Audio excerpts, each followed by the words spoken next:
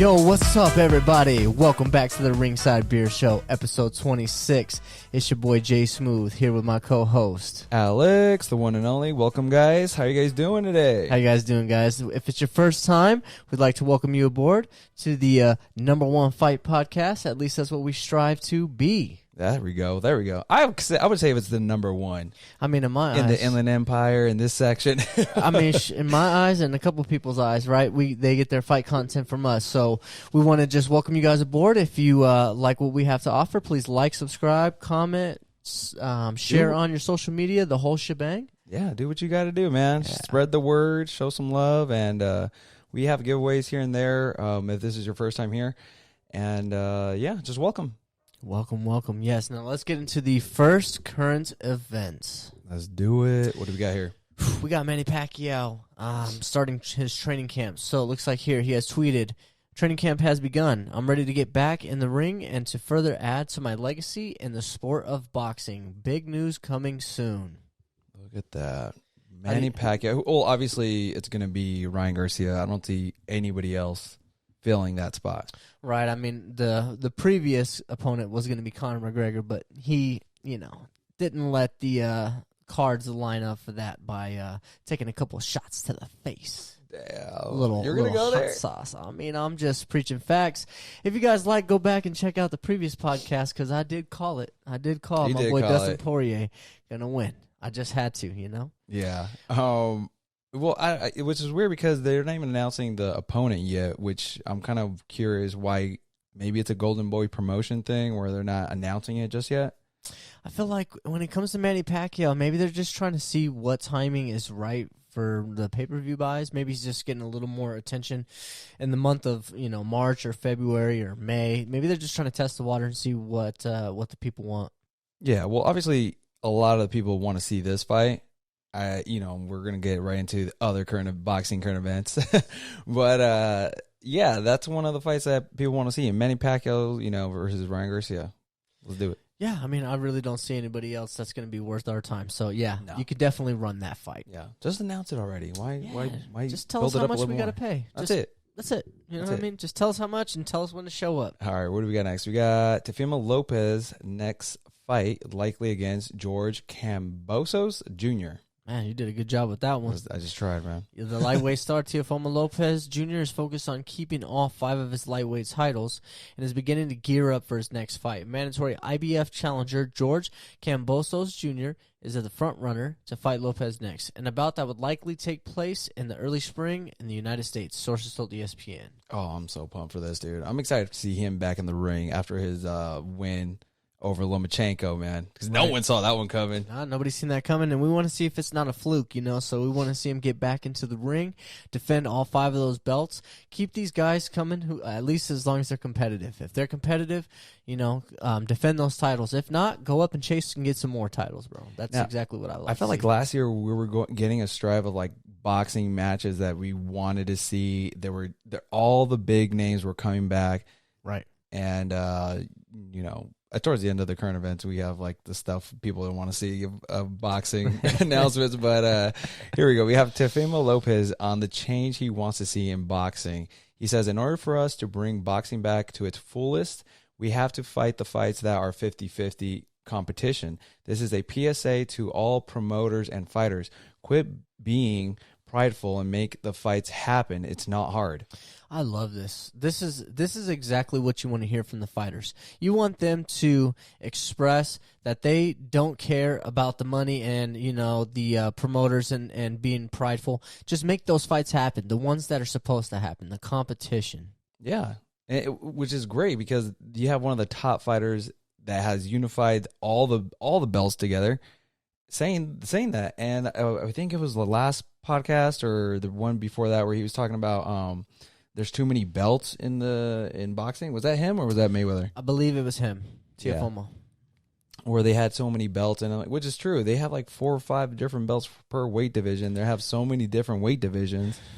You right. know? If the sport was more relevant, then having that many champions would be great. But given the just the timing of where the sport is at, you want to have less champions, more competition. Having these guys that are not quite real champions, getting them out of the picture, because a lot of the time you'll see some of these guys are like, you never heard of them, and they've been holding on to the belt, and then somebody comes and ends up snatching all 5, and then next thing you know, you got Teofimo Lopez smacking up Lomachenko and unifying them all. So this is it's good for the sport if they were to limit the amount of champions. That would just be my opinion. I think all boxing promoters, as far as like organizations, should come together and just unify one belt or create one belt with all of them in mind, WBC, WBO, and so on.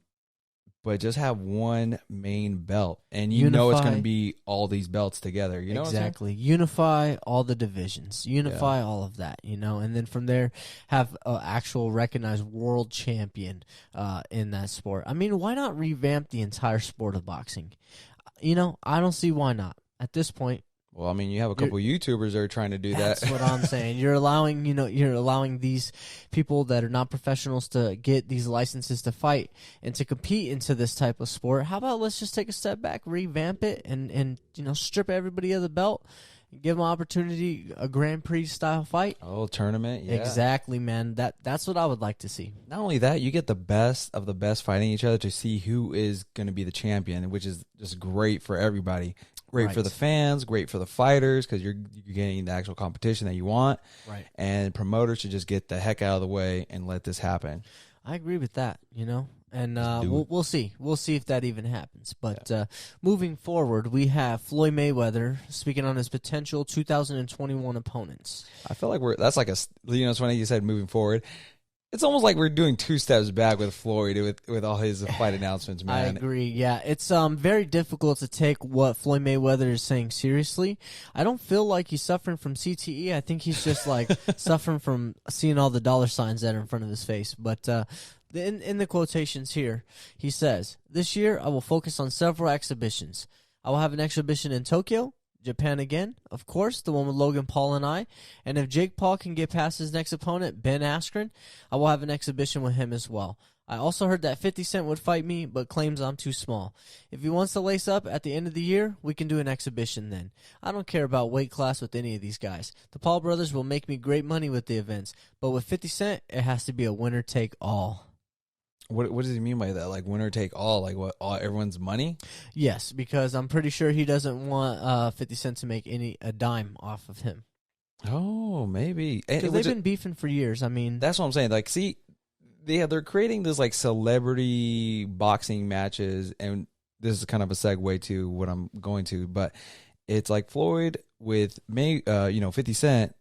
They obviously have history. They have beef from way back in the day, right? When he was taking pictures of 50 Cent telling, "Hey, hold my money. Oh, I made you hold all my money." Remember that? Yes, and then 50 Cent responded with like, read me a page out of the Harry Potter book. Yeah. That's a challenge, my dude. But yeah, I mean, Floyd's doing whatever Floyd wants to do, and he's not putting no belt on lines. They're all exhibitions. Yeah. But it's kind of opening this weird door because this other fight got announced that I did not want to put up. I'm just putting a little light on it. That's all you're gonna get. Yes. Is Aaron Carter versus Lamar Odom. And I didn't even want to put a picture up because I didn't want to I don't know. Spend too much time on it. Exactly. We're going to call that the battle of the recovering addicts. Oh. It is, brother. And I know. I mean, how else do they relate? I just don't see why anybody would want to see that fight. You know what I'm saying? It's not competitive. It's not even too big names. I mean, Aaron Carter, when's the last time he had a hit? When he was like 12? Yeah, I couldn't even tell you. I mean, Lamar Odom, obviously coming from the NBA. I mean, I'm not, I don't, other than MMA or boxing, I really don't watch any other sports. So I remember him because he was dating Kim Kardashian's little sister or big sister? Or? Yep, little sister. Little sister, so. It's, like you said, it just opens this weird box. It's like a Pandora's box. And now you're getting these fights with people that have no relation in any way, shape, or form, have no reason to even be conversing, let alone agreeing to fight each other. It's just it's horrible. But with that being said, that's all the time we're gonna spend on that fight.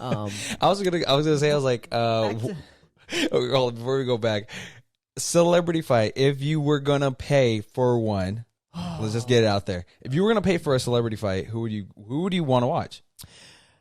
Dana White versus Dana La Hoya. Dude, you took mine. Oh, sorry, bro. Shoot. All right. Well, I'll go with Cardi B and Nicki Minaj or something. Oh yeah, I'd pay for that fight. Oh, you too. know what? Scratch that. I will go with M versus MGK. Ooh, I'm taking M versus Snoop Dogg because they got some beef right now too. Oh, really? I didn't know that. Oh yeah, bro. They don't mess with each other. Really? I mean, they weren't they all part of like, not shady aftermath, right? Yeah, and like that whole thing. And look, I won't get too much into it because I'm sure people don't give a damn. But at the end of the day, Snoop Dogg came out and had acknowledged that he doesn't really listen to Eminem, or like he said, he can live without it. And Eminem was very insulted by that statement. Yeah. So, and so was I. Wow, I didn't know they were beefing. I didn't know Snoop had beef against him. Yeah, there's some beef going on. Well, I'll educate you after the show. Yeah.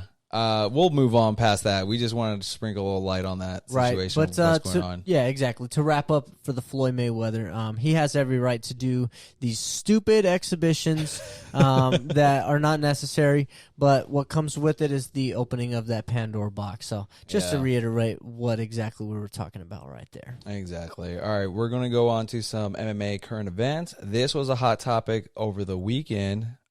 Stephen A. Smith says, I don't want to see women punching each other in the face. I don't want to see women fighting in the octagon and stuff like that. But that's just me. And Joanna responds with, I appreciate your transparency, although I wish everyone at ESPN and throughout the world saw women's sports in a positive light. I assure you that we women don't need your support. Ooh! You know what's crazy to me is that Stephen A. Smith is saying this when we're at a time when everyone is preaching equality. You know what I'm saying? Well, let's take a step back and recall what Stephen A. Smith said about Conor McGregor and Cowboy. Oh, when he's talking about Cerrone? Yes, when he was saying that Cowboy quit in there and all of these things. It's really difficult, once again, when that Pandora box is open, because you got cats like this guy who's been covering the NBA for so long, now starting to try and cover UFC because he's a hot ticket on ESPN. And the things that he says just don't quite correlate with the sport. That would be like you trying to cover an NBA game, right? It would be very difficult for you. And I'm sure you could try to get it done, right? But there'd be certain things, right? So same with Stephen A. Smith. And it really sucks that ESPN's forcing him to do these things. He's not Brett Okamoto. You can't get him to do the type of reporting. This is where I get really frustrated when I see Stephen A. Smith speaking on UFC, let alone on the significance of women. So let's even get into that. Well, then I don't understand if they obviously from ESPN MMA we have Brett Okamoto who covers that portion of ESPN. Why is Stephen A. Smith even talking about MMA when he's never actually went and trained? Before I say that trained, I mean he's never actually did any jiu-jitsu. You seen the video of him throwing some punches? Yes, I mean I wouldn't even consider that boxing. I feel like I'll put you up against my 3-year-old and he'll put some hands on you. Yeah, exactly. Yeah, exactly. It was horrible. Did you see he was punching to to the ground? Exactly, and uppercut. Exactly, and that's where it's insulting that he's even speaking about women in a fight, because I promise you can put anybody in the women's division against Stephen A. Smith and they're going to smack him up. So every single one of them. It's really fascinating. It's like, all right, look, let's get into what he actually says. He doesn't want to see women punching each other in the face. He doesn't want to see women fighting in the octagon. Then don't watch it, brother. This is the UFC. We want to see men and women fight inside of the octagon. We want to see blood, violence, technical skill. We want to see, endurance, and we want to see people overcome adversity. We don't want to hear your goddamn opinion. And we don't want to see your face with your hairline receding. We don't want to see that. I'm sorry. I just had to come at you a little foul because you always want to bring the energy. Let's bring it. You're like, I don't want to see your pencil line mustache. I don't want to see that 10-inch forehead. I don't want to see, Look, it's like, dude, It's like, yeah, we can get into it. And I'm like, dude, and some of the women's fight have been one of the greatest fights ever. Fight of the years. This is the fight of the year candidate. Speaking back to Stephen A. Smith, Joanna and Jung Wei Lee had literally the fight of the year at the beginning of that year, so of 2020. So if we can, I just want to say, Stephen A. Smith, please, I know they pay you tens of millions of dollars to, do what you do. Yeah. Tell them, hey, look, I just don't feel comfortable doing this, because we know you don't. It looks like it. Every time you could tell you're forced. Looks like you got a stick up your butt, and we just don't want your opinion on it. Yeah, I think even Joe Rogan spoke on it, kind of like, dude, you're not, you don't know what you're talking about, pretty much. And he took offense, like, wow, I can't even express my opinion. I'm like, look what you're doing, dude. Like, exactly, you already expressed your opinion, and it's clearly not the right opinion. I mean, he covers what? NFL, NBA. I mean, those are his. He even tries to cover baseball, like when he's talking about the Dodgers. I love First Take. I watch it every morning. It's one of my favorite shows. Everybody there has their positives and their negatives. Yeah. I don't want to bash Stephen A. Smith too much, but at the end of the day, it's really. You have to tolerate listening to him when it comes to the UFC, because you just know that he's out of place and he's forced to do these things. I mean, in all honesty, it really sucks, but I feel like we have a better reference point than he does. Well, I mean, for sure. I mean, I have a black belt in Taekwondo. I don't really want to throw that out there. Yeah. But at the end of the day, I've studied martial arts. I'm pretty sure he hasn't. Yeah, and I'm former UFC key artist, so I'm like, I have exactly. You know what I'm saying? I feel like we're more qualified to talk about the fights. So thank you for listening to us, and not Stephen A. Smith. Exactly. I mean, check out First Take if you want to watch for any other sports content, but for the #1 fight sports content, check out the Ringside Beer Show. All right, well, let's keep it moving. Let's leave that right there. Yeah. We have Don Cerrone versus Diego Sanchez to meet on May 8th. Don Cerrone and Diego Sanchez have verbally agreed to a welterweight bout on May 8th. Sources confirmed to Mark Raimondi following a report by MMA Fighting. Happy early birthday to me. Dude, this is actually a good one because they're both coming off, I think, 4 losses apiece, right? I'm not too sure. I kind of lost track. I lost track, especially with Cerrone too. He's been on a losing streak. If Cerrone cannot win against Diego Sanchez in this fight, time to take off the gloves. Yeah, I think this is whoever loses, this is their last fight in MMA. Yes, I agree with that, and it sucks as much as a Cowboy fan as I am. I think that this is the time exactly where we're at. Yeah, but what's good about this fight is if Diego Sanchez loses, this is kind of like they're settling some kind of old beef back when they were both training in Albuquerque, right, New Mexico, under John Winkleson. Yeah, John Winkle's son. Winkleson, and here we go. We have Don Cerrone speaking on being Diego Sanchez's retirement fight opponent. He says he talked a lot of shit when I left Jackson's, and now he did the same thing and left. It's funny. He said he wanted to fight me. So here's his chance. Be careful what you wish for. This should be a fun highlight reel fight for me. Wow. Yeah, I agree 100%. Once again, if Cowboy loses, it is time to hang him up because this is almost easy pickings. Not to to crap on Diego Sanchez's name as much as I do, but I want to take a big old fat dump on it because because this is literally something that we've been trying to talk about for a while. It's time for him to hang him up. The amount of damage that this guy's took and the way he speaks when he talks, just these things, and the type of altered mindset that he has. It's just time, brother. And so I would love for Cowboy to add another highlight to the reel. Now, what's good is, good thing about Diego Sanchez is he knows this is his last fight. He knows it's time to, what was his last thing? He said it's time to heal or recover. Yeah, or something recover. Like that. Uh-huh. Recover, right? So he knows this is his last fight. It's his great opponent. You're selling some beef on top of, you get an opportunity to go on the way out. So you're not getting a top contender, that's for sure. I think he knew he had to say that statement about his time to heal and recover because he's going to fight Cowboy and he's going to need to heal and recover after this fight.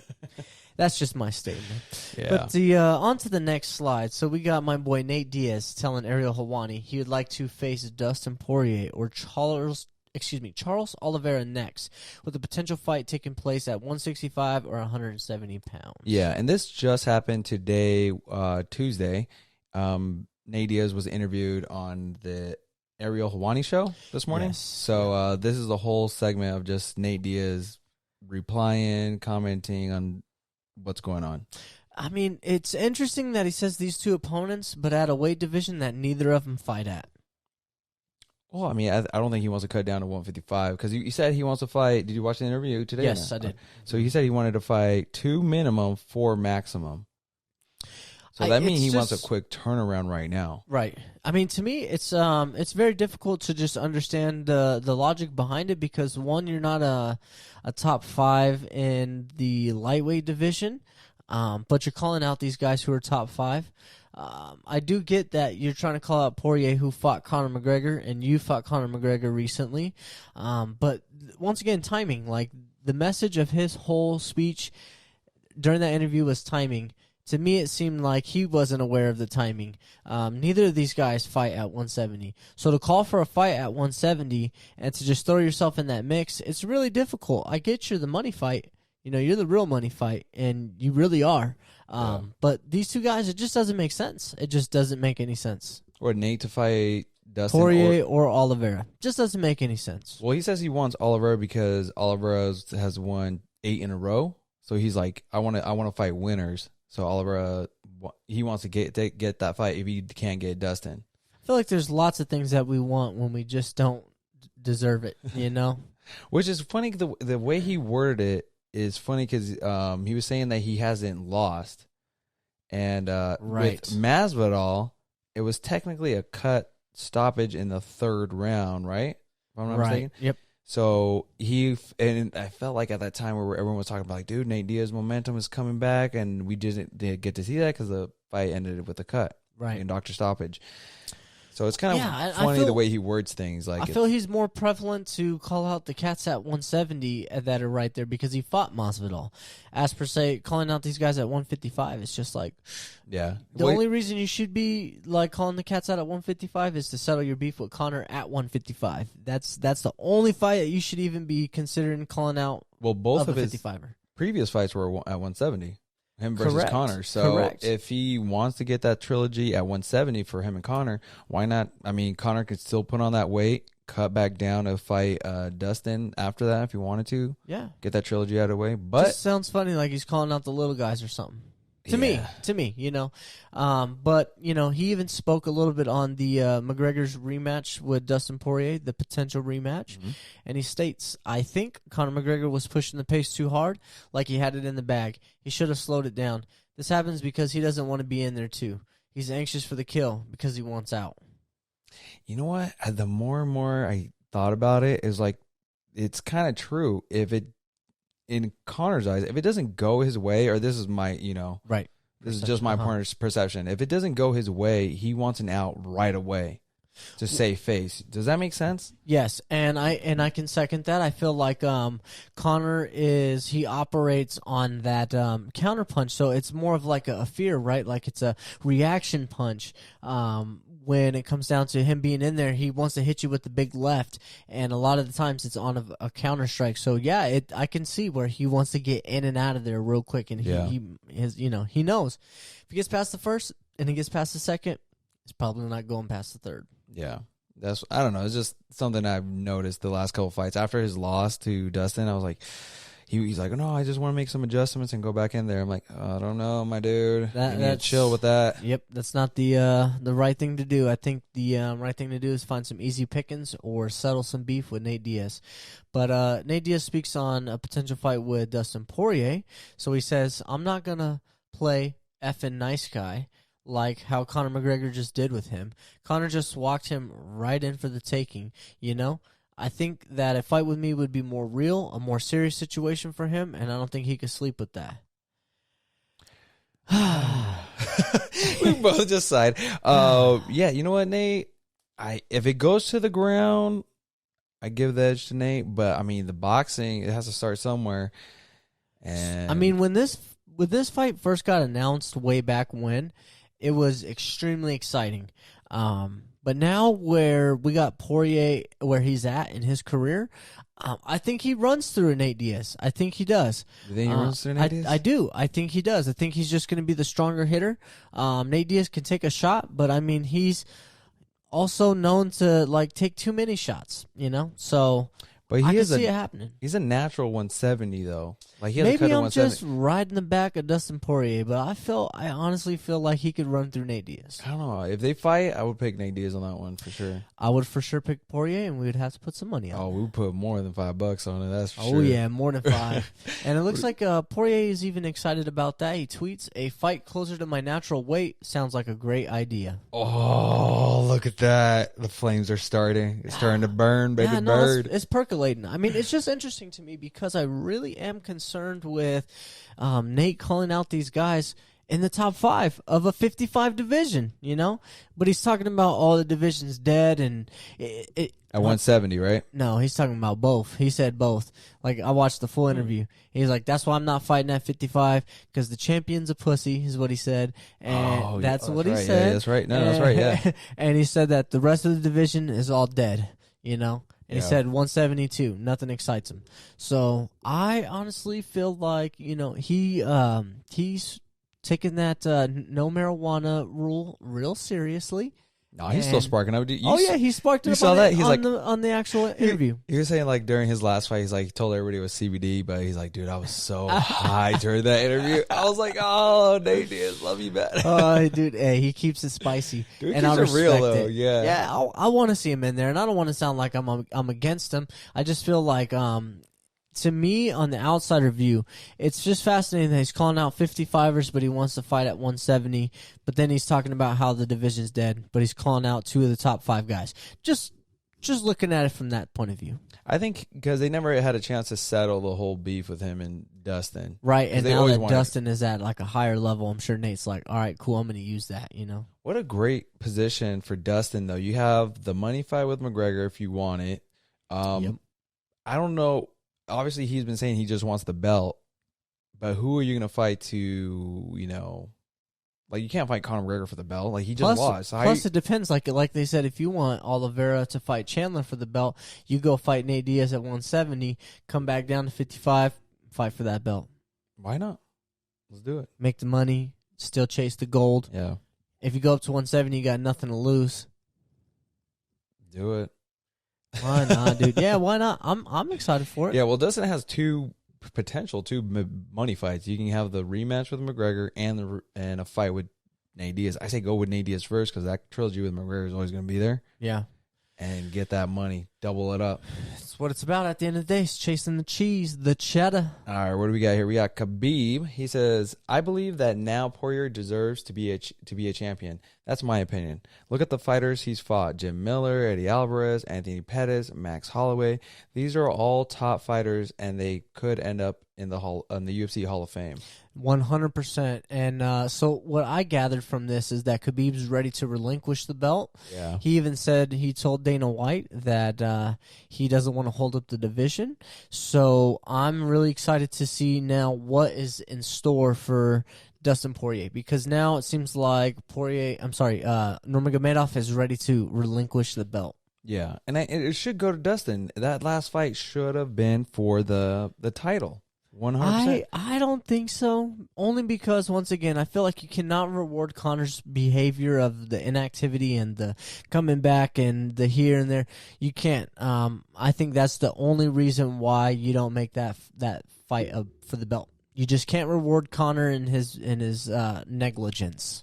His inactivity and stuff, yeah. Yeah, exactly. No, that makes sense, and I mean, if it was for the belt, I mean, you got to have Gaethje in there because he just fought Khabib too.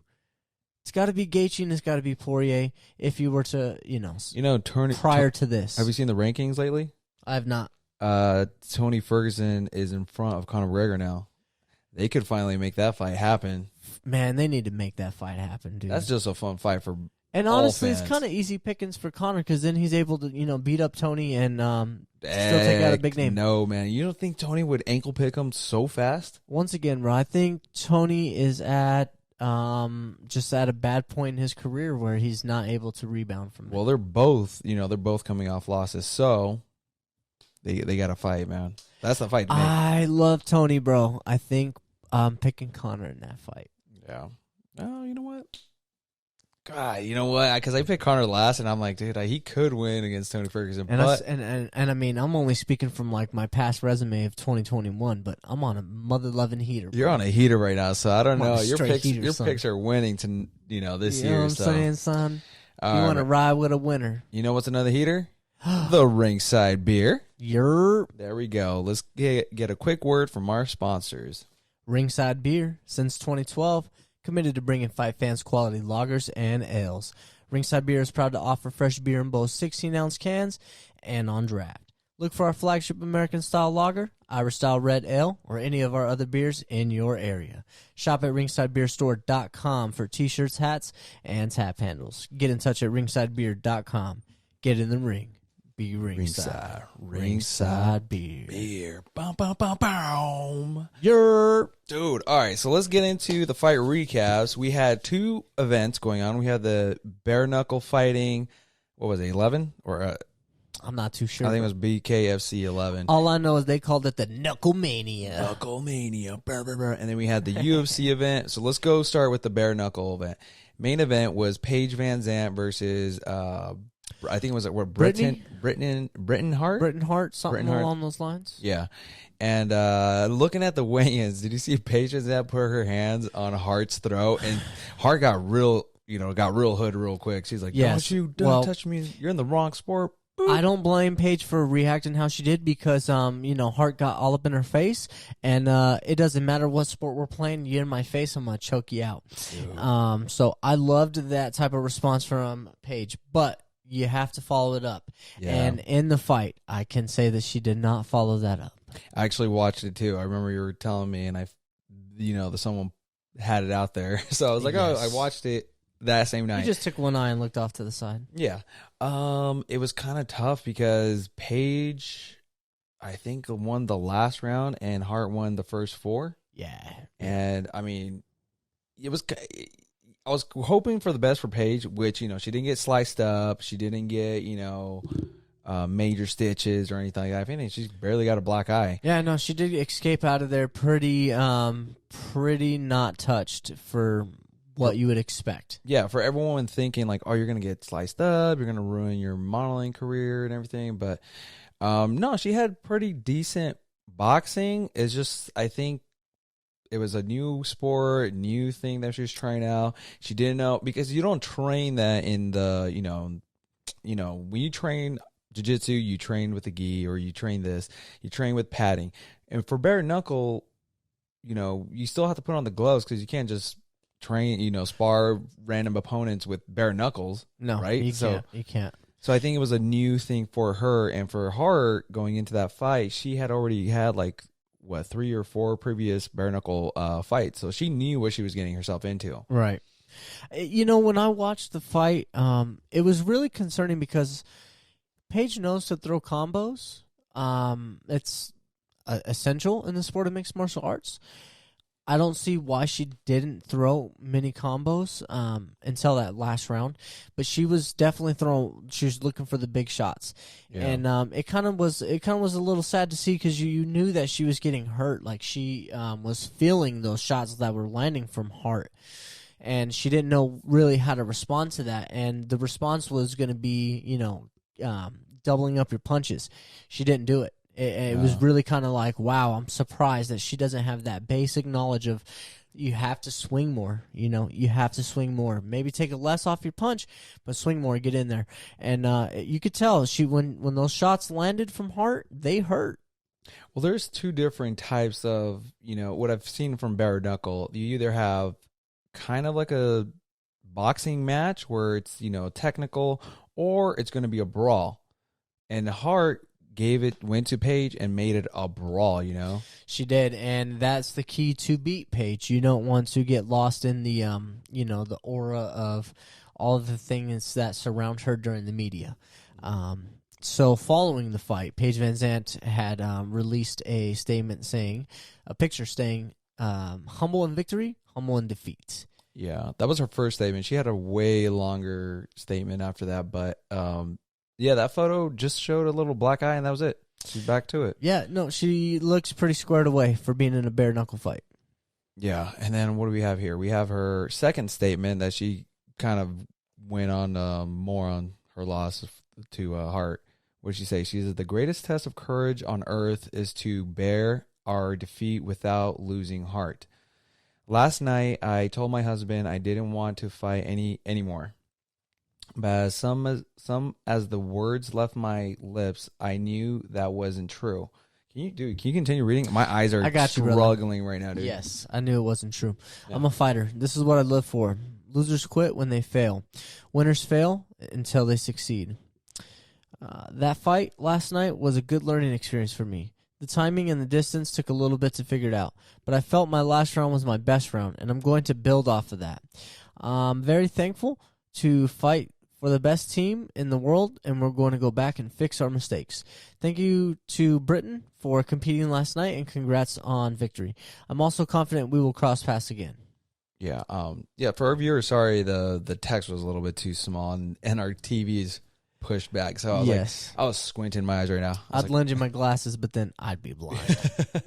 Which is Hart had an interview, and she was talking about how she read that statement from Paige and was like, you know what, I don't I just don't buy it. Like, that's kind of your way out. Like, I don't respect that. You should just take her L and be done. Well, it seemed like Hart was extremely emotional from the jump right after the fight. Oh, right off the bat. She was stating things that just, barely made sense. So I can see that she's continuing to be still holding that anger and aggression towards Paige VanZant, but that type of response there makes me feel like you're being petty. Right? You got your win, and you're still being petty about it. Don't be mad that she has a lot more hype. You won. Use that to build off of. Don't continue to kick people while they're down. You said it best, man. That's the way it should have been said. I don't know why she's still lingering. Like, oh, I can't believe Paige is still, the hot news. Some people graduate high school and they just kind of continue to have that same attitude. Yeah, that's just what I can relate it to. It just seemed like a high school attitude where it's like, I just don't like that girl. Yeah, just take the momentum of your win. Go do something else with it. Now you have so much hype behind you. Go fight another name opponent. Right, which is hard in BKFC, but I don't know, man. I think people tend to lose sight of, we have to create a perception of ourselves, right, in the world. And although we feel a certain way about certain things, that don't mean we have to disclose it, because that can create a certain perception. Because now the perception for us is that she's petty. Yeah. Just saying. All right, let's go on to some UFC recaps. We had Overeem versus Volkov, and co-main event was Corey Sandman Hagen versus Frankie Edgar. Oh my gosh. All right, hold up. You didn't feel bad for Frankie Edgar? Not one bit. Dude, I felt so bad for that legend, man. Hey, that's what happens when you sign the dotted line. When you go into that cage what can happen. So the fight starts, and Corey Sandman, it felt like they just went around the cage, and what was it, 20-something seconds? 20 seconds into the first round, they get in a little scuffle. Corey Sandman Higgins lands a flying knee from the inside and just put Frankie Edgar to sleep. I wouldn't call that from the inside. I would call that from the heavens. My boy just landed a knee from the heavens above. What was crazy was you can tell from the jump that Frankie Edgar was not comfortable. It seemed like he wasn't going to be able to close that distance. It was like he just kept trying to create a way inside, and this is exactly what happened. Sandman saw that and said, "Here you go." Just flying knee. Look at that photo, man. Look at him. This is right before, like, this has had to been like a millisecond right before that knee landed. Yes, oh my God, dude. Yeah, once again, I didn't feel bad for Frankie Edgar. I expected him to lose, not in this dominating fashion, but I did expect him to lose. I don't see him coming back from this. This is a devastating knockout, and it's career-ending, in my opinion. You think so? No, I think he could fight a couple veterans. Old school guys. I can't believe Clay Guida won. I didn't put it up here, but I can't believe Clay Guida won. I know, his over fight. Michael Johnson. What the heck, dude? I know, right? I was like, dude, all right, well, they could Frankie Edgar, Clay Guida. I mean, that'd be a good one. I guess, but this is just like throwing the scrapes together. That's just how I feel like all right. it. Michael Johnson should have won that fight. 100%. I'm super shocked that Clay, not taking it away from Clay Guida, but I'm just like, dude, I thought he was old and tooth, and he still has a little dog in him, Like, yeah, exactly. I mean, it just goes to show you, like cats like Carlos Condit, the cats like Matt Brown. These guys still got some fight in them. Nate Diaz, not Diego Sanchez, but some of these older cats still got a lot of fight in them. But dude, you've been calling all the right fights. I'm like. I'm kind of impressed, my brother. Thanks, bro. What was it? Before you went on this heater, you were on a straight L for. I was out here looking like Tony Ferguson. Oh. Just taking quick L's after quick L's. I thought you were going to say BJ Penn, dude. I'll never look like that guy. I haven't lost that much yet. You'd have to catch me being pulled over on the side of the road to be that guy.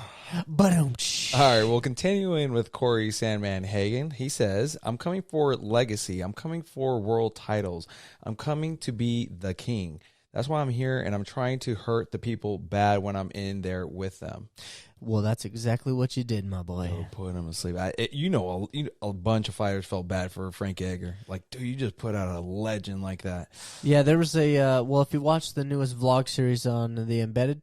I did see that. Yeah, it shows that Usman and Gaethje were watching the fight.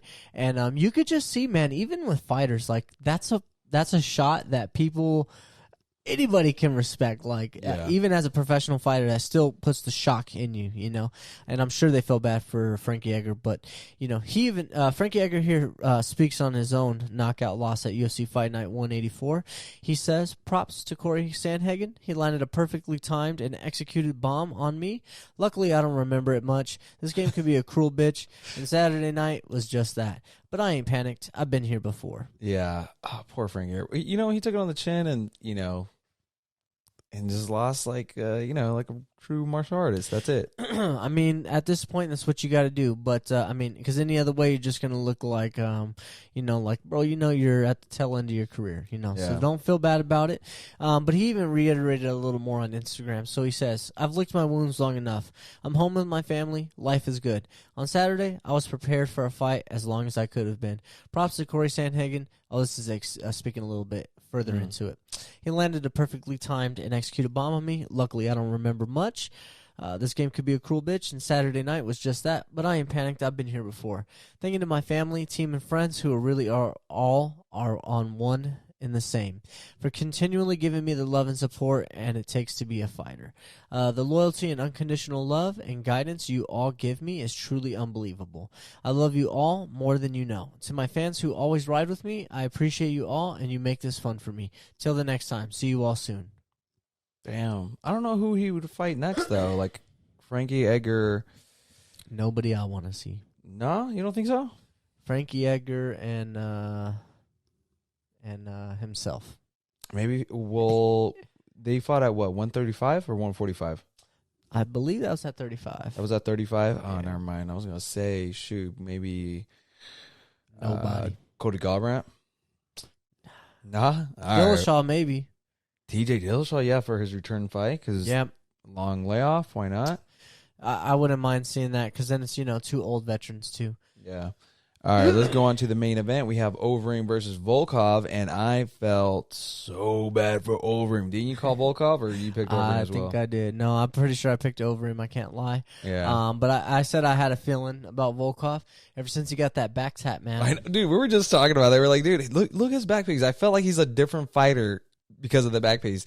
Oh, man. When you go through that much pain on a tattoo, you definitely come out a different person. So I would assume it only enhanced his fighting career.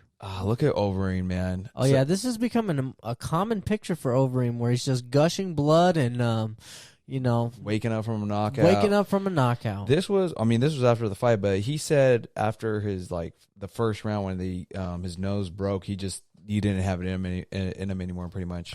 I mean, I haven't had my nose broken, but I can imagine from all the stories that I've heard, your eyes swell shut, the water starts tearing up, you can't breathe, you get panicked. It's not something I want to endure, right? So I can imagine why he just didn't have it in him, Yeah, it's, dude, it was a tough fight to watch, to be honest. I felt so bad for Overeem. Yeah, I don't really feel too bad for him either, but I mean, I'm just cold, I guess. Just cold-blooded. All right, what does Overeem say here? He says, "You're a true warrior, Volkov. Congrats on the win. Yesterday wasn't my night. I could not recover from that punch in the first round after I broke my nose. My highest priority right now is to heal up and spend well-deserved time with my family. I'll be back in the gym soon, though. Thank you all for the support. I see the comments. You guys are the best." Well, you didn't see your comment, bro. I mean, that's because I said it in person. I don't write it down on the internet like a troll. I don't know, man. He follows me, so I'm like, dude, I gotta, Oh, my boy follows you? That's what's up, dude. Shameless plug. Right there. Little plug right there. No, but yeah, man, obviously I've been rooting for Overeem. I've been wanting to see him get the UFC belt because that would be like the last belt out of his whole career that he needs, Right. I mean, yeah, no, definitely. It would have been ideal for him to end up at top. Pride. I mean, legend in the sport. I just want to see him go out on a win.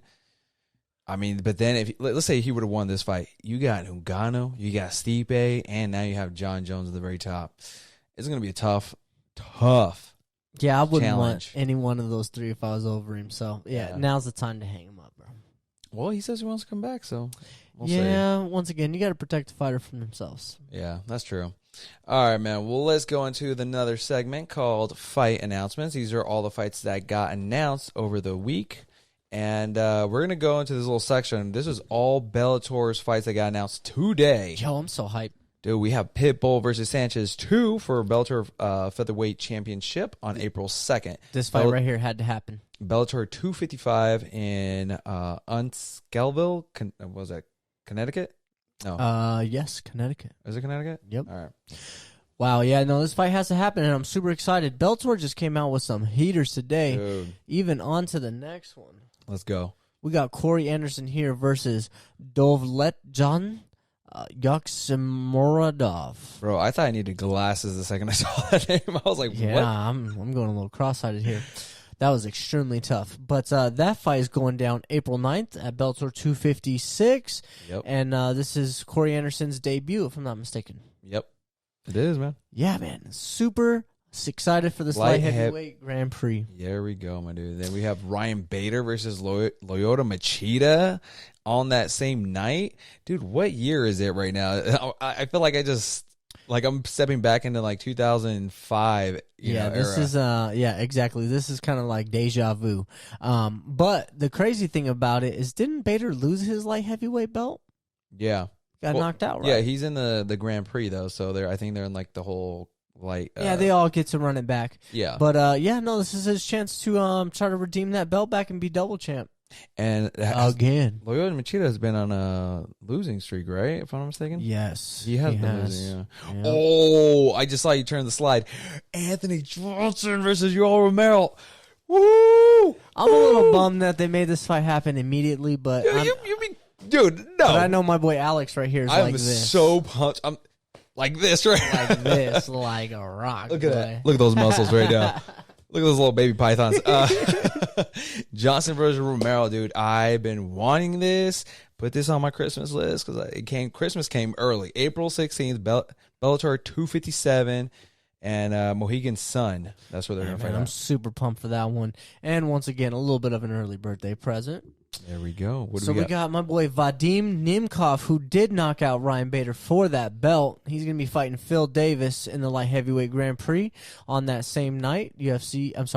Bellator 257. Dang. Excuse me. Just so used to saying the classic. Yeah. Just so used to saying the premium product. Exactly. Once you keep having that high quality. But no, this is exciting because Bellator keeps putting on quality events. And May 7th at Bellator 258, Yes. we got my boy Juan Archuleta versus Sergio Pettis for that bantamweight championship. I'm shocked that Anthony Pettis didn't go to Bellator. Well, I'm sure it boiled down to the money. I think he made a statement like, I'm going to go where they pay me the best and or where I'm worth, something like that. And so I'm not mad at it, but to see Sergio Pettis go to Bellator and to see him fighting for a chip like this, man, it's exciting because he deserves a shot. Oh, yeah. I feel like he would probably get the win. Oh, yeah, bro. Although I like Archuleta, man. I like Sergio Pettis just a little bit more. Yeah. So those were the Bellator fights that got announced. Now moving on to some other fights, UFC fights. Yes. We have Blades versus Lewis, February 20th. It's a fight night, so it's going to be free. I will never complain about a free 99. Never complain. And another free 99 fight here. We got Rosenstruck versus Gain. That's going down that next week, February 27th. Yeah, and this got rescheduled. So this was supposed to happen, 3 fight nights ago? I believe so. 3 or 2. So this is more of a reschedule than anything. But the next one, Woodley versus Luque? Vicente Luque. Luque, there we go. Welterweight, UFC 260. And I don't think this is the main event because Woodley's not the current champion. So who's going to be the main event for that fight? That would be TBD. To be determined. Yes, All right. sir. We got a light heavyweight fight scheduled for April 24th. We got Anthony Smith versus Kraut. And this is actually an exciting fight because Anthony Smith is working his way back up to the top. And Kraut's no joke either. Yeah. Did Smith win his last fight? He did. Both these cats just won their last fight. Oh, okay. Just making sure because I was like, wait, hopefully it wasn't Glover Teixeira because I know he lost that fight. No, it was, yeah. Yeah, that was a bummer. But anyways. Not for me. Fights this weekend. Let's get right into just a it. hater on the vets. Boy. I know. You are, man. Sorry about it. Give him a little bit of love, man. All right. Sorry about it. UFC 258. Some of the fights in the pay-per-view. We have Kevin Gastelum returning versus Hinish for the middleweight bout. This is going to be an Exciting. awesome All right, early Valentine's. let's go to the co-main event. This is my girl, Alexa Grasso, fighting Barber. Yes, Macy Barber. And Macy Barber. she's coming back from an injury, so I really am excited to see where she's at. But if I'm being honest with you. No, don't even pick my... Oh, you know what? Pick Alexa Grasso. I'm on a heater, bro, and I have a feeling Alexa Grasso going to lay the smackdown. The smackdown, the rock bottom, the stone cold stunner, the old knuckle sandwich, boy. She's coming with the banda, with the mariachi, with the putazos. You know what I'm saying? Dude, she's coming with the putazos. I'm so pumped. And this is another thing. We were talking about a fight last week. God, who was it? The one where we were telling about like the guy who had his brother who had passed, and he won his last fight for him. Corey Stanman. And they pulled that damn fight. Remember? They did. Right after the podcast. Like the day before, right? Something like that. Yeah, it was sad. I wanted to see that fight. I would shed a tear if someone gets pulled out of this fight. I'm not even joking. 100%. Pulling for Alexa Grasso to win this fight. Yep. I kind of wish you were going for Barber, but whatever. Now, stylistically, I just see Grasso giving her the Los Manos. Yeah, me too, man. I'm pulling for Alexa. We love you. All right, main event: Kamaru Usman versus Burns. The battle of the teammates. Dude, I feel like they kind of like leaning into that. Like Usman's like, "Oh man, you only have acquaintances now." Did you see during the countdown or whatever it was? Yeah, the embedded. And Burns is like, "No, we're still buddies. Like we're still cool. We're just gonna fight each other. We both want the belt. It is what it is." I think once Usman got a taste of that Colby Covington fuel of that hatred, it's hard to kind of get away from that edge. I would assume he's riding that. I don't got no friends in this game, you know. Like I don't got no friends in this division, and he's probably riding that wave because I mean he's beefing with Masvidal, he's beefing with Covington, trying to beef with Burns, trying to beef with Conor, trying to beef with everybody he can get his hands on. So. Burns is all like, "What, man? We're still buddies. What the heck's wrong with you?" You know. And if you've been watching the vlogs and stuff that they've been putting out, I've been learning learning a little more about Burns. I like this guy. Type of dad he is, his kids are in wrestling, and it just seems, like he's really focused on his life outside of the sport, still while chasing that championship gold. Yeah, man. I like both fighters, to be honest. I do not know who's going to win. I do. What's funny? Did you see the DC and Ariel Helwani's show?